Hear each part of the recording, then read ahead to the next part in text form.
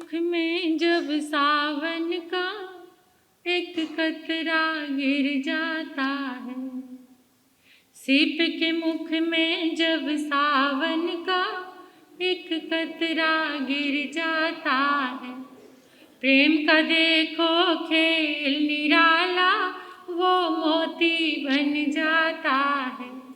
प्रेम का देखो खेल निराला वो मोती बन जाता है।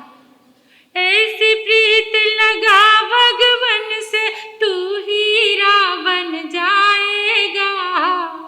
ऐसी प्रीत लगा भगवन से तू हीरा बन जाएगा। खुद को रंग ले उसके रंग में वो तुझ में रंग जाएगा। खुद को रंग ले उसके रंग में वो तुझ में रंग जाएगा। बोलो वीर प्रभु महावीर प्रभु, बोलो वीर प्रभु महावीर प्रभु, बोलो वीर प्रभु महावीर प्रभु, जय वीर प्रभु महावीर प्रभु। अनंत अनंत मैत्री के मसीहा, दया और करुणा के अवतार परम पिता परमात्मा प्रभु महावीर के चरणों में कोटि वंदन नमन। अरिहंत परमात्मा श्रीमंदर स्वामी भगवान के पावन चरणों में कोटि वंदन नमन। श्री आत्म शिव शमन रतन गुरुवे नमः। परम दयालु परम कृपालु कर्नाटक गज केसरी आराध्य गुरुदेव के पावन चरणों में कोटि वंदन नमन। तब का दिव्य वरदान देने वाले मम आराध्य गुरुवरिया श्री प्रवेश कुमारी जी महाराज साहब के पावन चरणों में वंदन करती हूँ, नमन करती हूँ। 311 उपवास द्वारा जिन शासन की अद्भुत प्रभावना करने वाले तपाचार्या तप चक्रेश्वरी उप पर्वतनी गुन्नी मैया श्री मोहन माला जी महाराज साहब के पावन चरणों में वंदन नमन। मेरे जीवन पर अनंत उपकार करने वाले धर्म का दिव्य दान देने वाले आराध्य गुन्नी मैया के चरणों में वंदन करती हूँ, नमन करती हूँ। गुरु गणेश परिसर में विराजमान समस्त गुरुवरिया तुल्या महासती वृंद के चरणों में वंदन नमन। स्नेही प्रिय छोटी साधवियाँ, इस पावन प्रांगण में गुरु दरबार में आए परमात्मा के गुरुदेव के प्यारे प्यारे भक्तों, हृदय के आंगन में आप सभी का स्वागत करती हूँ, अभिनंदन करती हूँ आप सभी की श्रद्धा का, अनुमोदन आप सभी के सुंदर भावों का, और धन्यवाद है आपने पुरुषार्थ किया, आपकी लगन को बहुत बड़ा धन्यवाद देती हूँ। कितनी लगन के साथ समय पर आप सभी पहुंच जाते हो। पुण्य जाग उठा है आप सभी का, जो भाव आपके बने हैं, इतनी सुंदर गहरी आत्मा में स्थित होने वाली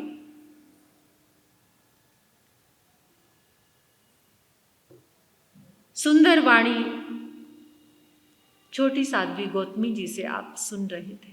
मेरे रोम रोम में विस्पंदन हो रहा था सुनते सुनते। आत्मा में स्थित होना, इतना हाई लेवल, गले उतरा कुछ? हाँ, कितनी देर के लिए? थोड़ा सा, है ना? बहुत गहरी और ऊंची हाई लेवल की बातें हैं। चलो, आपको पुनः अपने पास लेकर आ रही हूं। जीवन की कुछ नैतिक बातें, उनको समझना, आत्मा तक जाने के लिए पहले रास्ता भी तो क्लियर हो। छलांग लगाएंगे तो, इसलिए परमात्मा का ही सूत्र लेकर कहं चरे कहं चिट्ठे कहं आसे कहं सये कहं भुजंतो भासंतो पाप कमंग न बंधई। पाप कर्मों से बचने के लिए परमात्मा के सूत्र कैसे चलें, कैसे खड़े हों, कैसे बैठें, कैसे सोएं, कैसे उठें, ये सुन लिया आपने। आज क्या है? कहाँ भोजन तो भोजन क्या खाएं, कैसे खाएं, कब खाएं? दुनिया मर रही है भोजन के लिए, खाने के लिए। इतना खाना आ गया है, इतने प्रकार का भोजन आ गया है। आप विवाह शादियों में जाते हैं और देखते रह जाते हो, क्या तो छोड़े और क्या।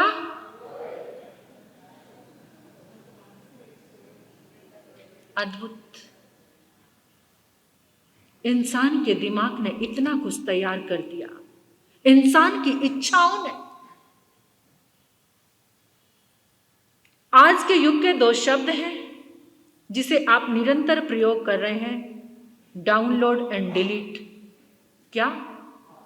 डाउनलोड और किस में ज्यादा समय लगता है? डाउनलोड करने में। और डिलीट? इस बाहर के मोबाइल को लेकर अनावश्यक चीजों को आप डिलीट करते हैं। आपको डर लगता है कि आपका मोबाइल हैंग हो जाएगा, ये डर है। और ये जिंदगी जो हैंग हो गई है, यहां से कुछ डिलीट करने का नाम क्यों नहीं लेते? यहां से डिलीट करो। डाउनलोड करने में कितना समय लगता है? बहुत समय लगता है। कुछ ग्रहण करने में, कुछ अंदर ले जाने में और डिलीट करने में। लेकिन आज हम उल्टा कर रहे हैं। हम किसको डिलीट कर रहे हैं? आज भोजन को लेकर ही मैं आपको बताऊंगी कि क्या कुछ डिलीट कर दिया आपने। जिसे डाउनलोड करना चाहिए था वो तो डिलीट कर दिया, और जिसे डिलीट करना चाहिए था वो सेव करके रखा हुआ है। कैसे खाएं, क्या खाएं? चलो,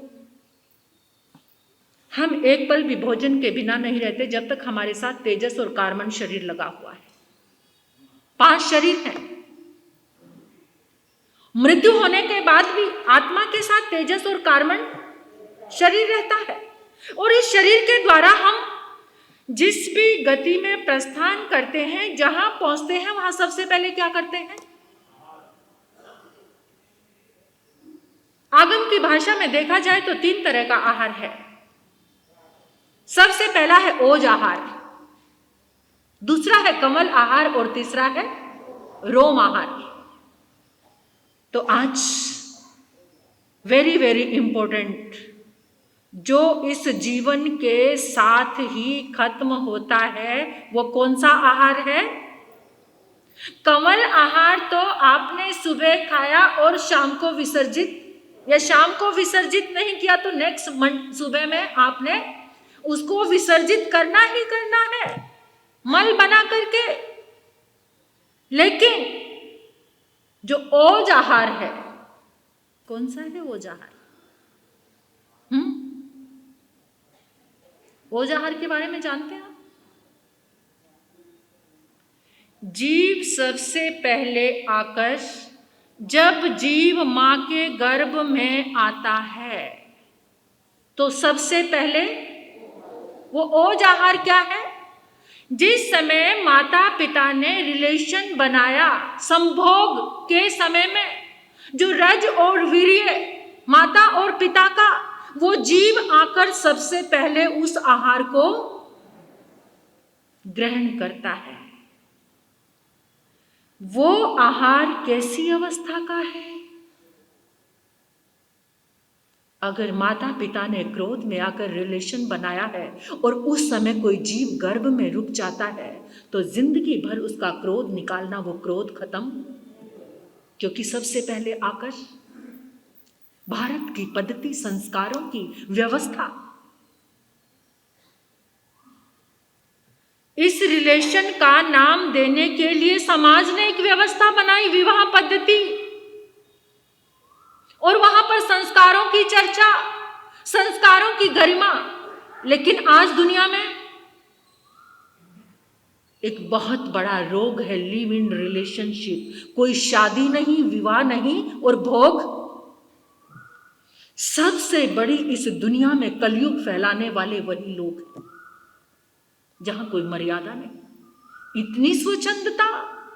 लिव इन रिलेशनशिप बड़े बड़े मेट्रो सिटीज में आज के युवाओं को शादी के बंधन में बंधना पसंद नहीं, कोई अनुशासन पसंद नहीं, कोई संस्कार, कोई मर्यादा पसंद नहीं, खुला भोग। और उसका रिजल्ट बेमौत मरना, बेमौत मरना, टुकड़े टुकड़े होकर मरना। आज की लड़कियों को देख रहे हो आप, कितना एडवांस है ये कल्चर आज का।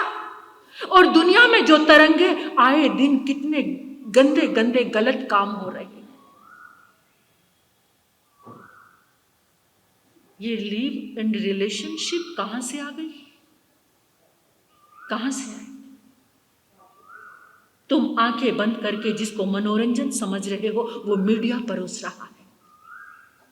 फिल्में, पिक्चर्स, कोई एड, और ये तुम्हारे जो नाटक है ना, नाटक देखते हो, ये सीरियल,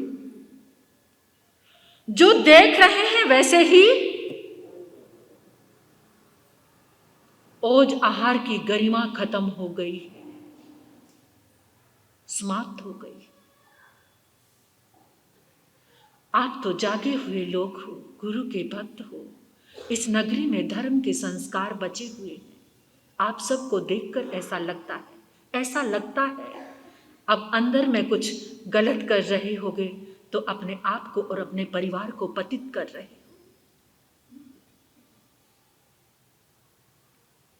हो। ओज आहार की बात कर रही थी मैं।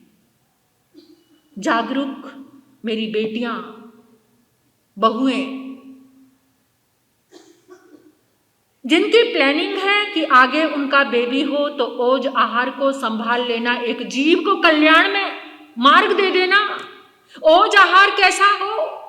एक प्यारी स्थिति में, प्रार्थना की स्थिति में क्या संबंध बनाए, लेकिन एक जीव के आगमन की तैयारी के लिए कि कोई कुल को तारने वाला, कोई दुनिया को मार्ग दिखाने वाला, कोई धर्म की रोशनी फैलाने वाला, ऐसा भाव लेकर के अगर आप रिलेशनशिप में आते हैं और कोई जीव मां के गर्भ में आ जाता है तो वो जीव दुनिया को जरूर प्रकाश, वो दुनिया को जरूर प्रकाश देगा। हमने तो कर लिया जो ओज आहार करना था, हमारी देह तो जो बननी थी, लेकिन कुछ अभी भी जाग सकते हैं, कुछ में जागरण आ सकता है। इतनी सुंदर व्यवस्थाएं, इतने सुंदर संस्कार, आज बच्चों के अंदर पेशेंस नहीं है,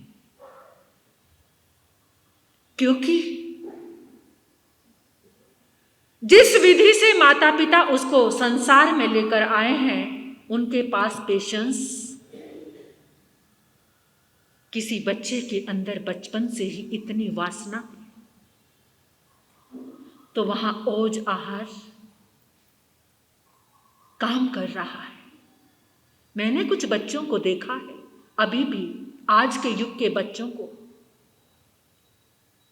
20 साल का लड़का है, कोई फेसबुक नहीं चलाता, कोई इंस्टाग्राम नहीं, कोई व्हाट्सएप फ्रेंड नहीं, कोई गर्लफ्रेंड नहीं। कहीं ना कहीं तो उस ओज आहार ने काम किया होगा।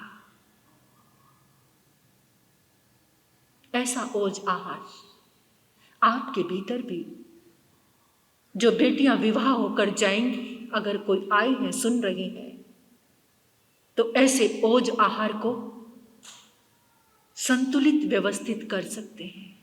प्रार्थना के भावों में, प्रिय भावों में अगर संबंध बनाया है और कोई जीव ने आकर वो आहार ग्रहण कर लिया, तो वो निश्चय ही उसके अंदर पेशेंस होंगी, संभाव होगा कुदरत से। आप कहते हैं कितनी बार, अरे पूरे घर में किसी के अंदर संभाव नहीं है, ये बच्चा सबसे अलग आया है। ओज आहार का कमाल है उस समय की स्थिति। और फिर ये ओज आहार जब तक हमारी मृत्यु नहीं होती तब तक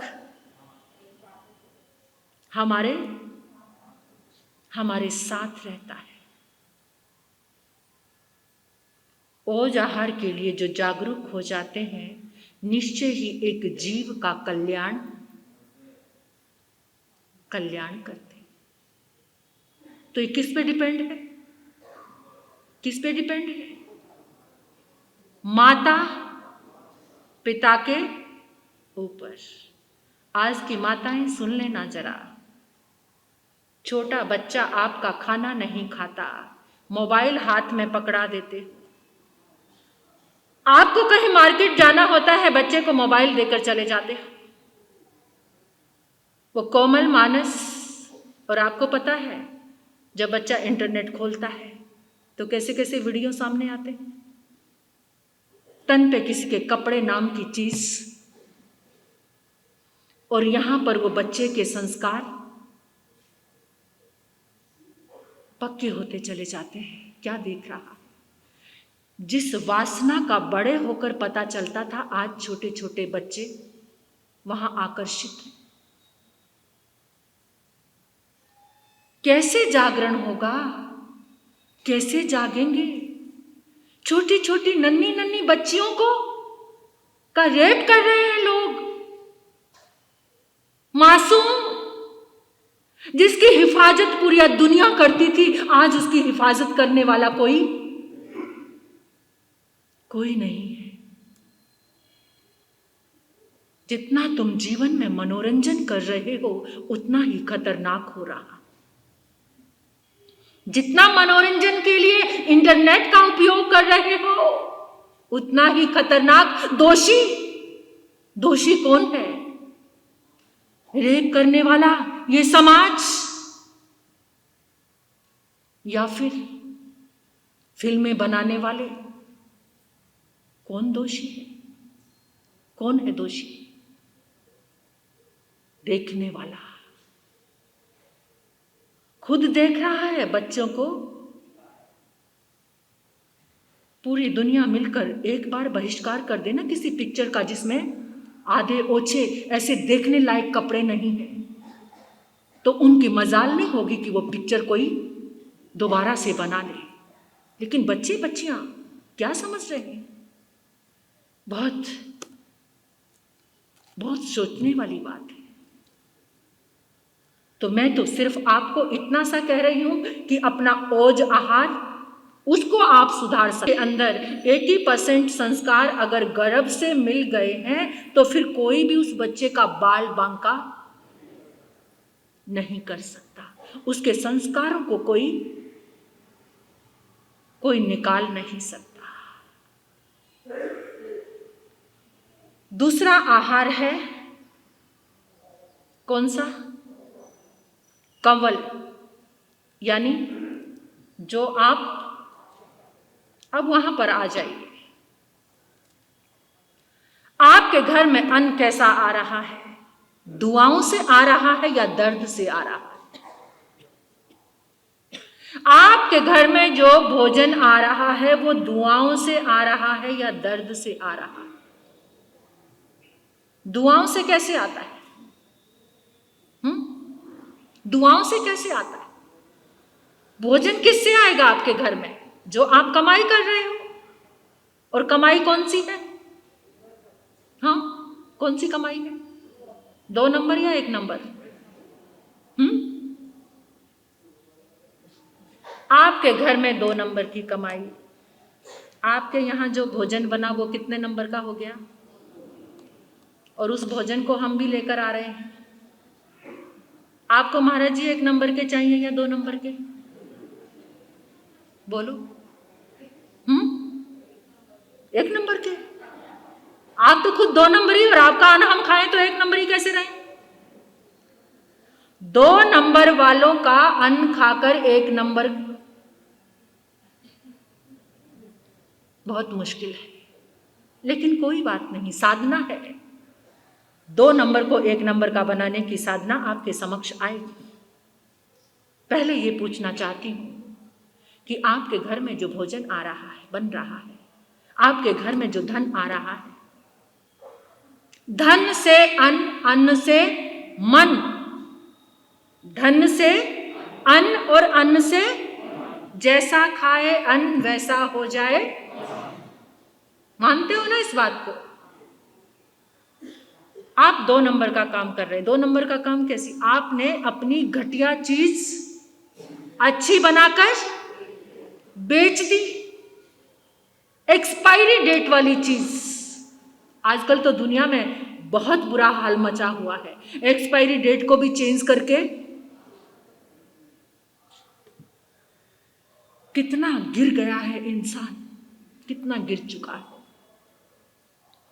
अरे पहले के श्रावक श्राविका एक सदग्रस्त ऐसा होता था, अगर इंटरेस्ट जो ब्याज को खाना क्या समझता था? पाप। पहले के श्रावक ऐसे थे, पहले के गृहस्थ मैंने देखे, मेरे घर में भी ये चर्चा होते देखी है मैंने। पहले, आज नहीं, पहले कि जो घर में ब्याज का पैसा आता था, इंटरेस्ट का, उसको यूज नहीं करते थे, किसी दान दक्षिणा परोपकार के कार्यों में लगाते थे।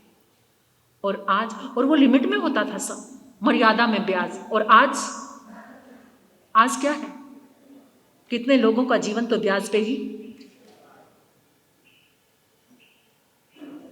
अब मुझे इसका लॉजिक नहीं पता कि उसको बुरा क्यों समझा जाता था, लेकिन बुरा समझते थे लोग ब्याज को खाना। लेकिन वो भी आज तो कितनी % बढ़ाकर आप लोगों को देते हो? इतना पैसा आएगा, उस पैसे से, उस ब्याज के पैसे से, क्योंकि सामने वाले को दर्द हो रहा है, वो इतना नहीं दे सकता। और वो दर्द, और आप हर एक हथकंडे का प्रयोग कर रहे हैं, अनैतिक काम, उसको डांटना डपड़ना, कुछ इस तरीके की धमकियां देना, और वो पैसा किससे आ गया? दर्द से। उस दर्द से आपने क्या खरीदा? और वो दर्द सबके पास, जितने परिवार के लोग हैं, वो दर्द